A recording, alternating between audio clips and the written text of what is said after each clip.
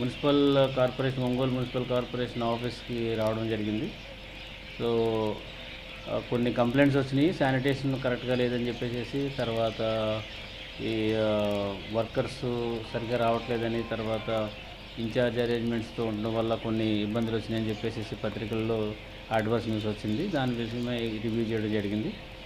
So ఇక్కడ కొంతమంది staff ఇంకా అవసరం ఉన్నారు. పీహెచ్ వర్కర్స్ ఇన్సఫిషియెంట్గా ఉన్నారు. సిటీ గ్రో అయినప్పటికీ కూడా లాస్ట్ 10 ఇయర్స్ నుంచి కూడా ఫర్దర్ రిక్రూట్మెంట్ లేదన్నారు.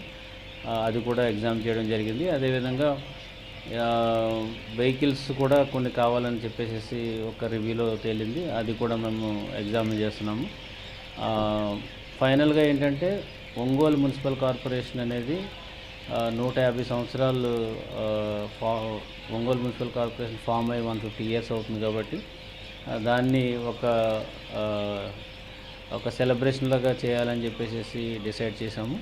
సో దీని యొక్క ముఖ్య ఉద్దేశం ఏంటంటే ఒంగోలు సిటీకి ఒక చరిత్ర ఉంది.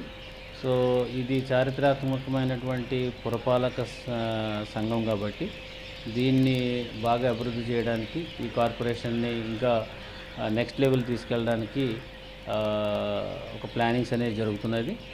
అది యాక్చువల్గా 150 డేస్ అనేది రేపు శనివారం నుంచి స్టార్ట్ అవుతుంది.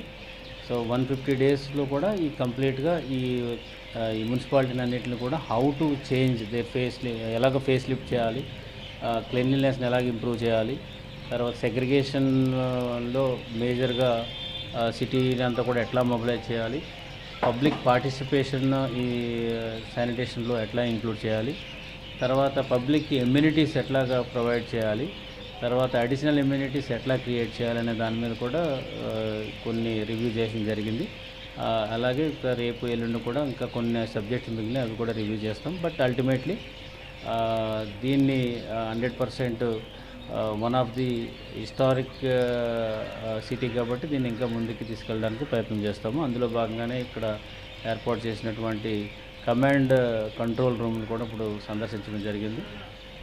ఇది డిఫంక్ట్గా ఉంది చాలా రోజులు బట్టి, బికాజ్ కొన్ని అప్రూవల్స్ సంబంధించి. బట్ దాన్ని ఇప్పుడు ఇమీడియట్గా రివైవ్ చేస్తాం.